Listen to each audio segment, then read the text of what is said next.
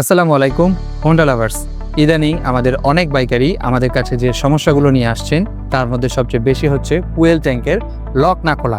সাধারণত বর্ষাকালে বাইকাররা এই সমস্যাটিতে বেশি ভুগে থাকেন। বছরের অন্য সময়গুলোতেও এই সমস্যাটি হতে পারে। বর্ষাকালে বৃষ্টির পানিতে ক্ষারের মাত্রা বেশি থাকাতে এটি ট্যাঙ্কের লকে জং বা মরিচার সৃষ্টি করে, যার ফলে সহজে ট্যাঙ্কের লক খুলতে চায় না।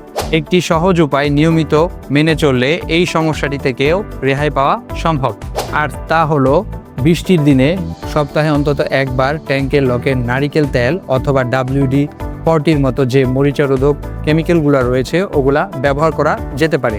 অর্থাৎ আপনি যেটি ব্যবহার করেন না কেন আপনাকে ট্যাঙ্কের লকটি ওই তরল পদার্থ দিয়ে ভিজিয়ে রাখতে হবে।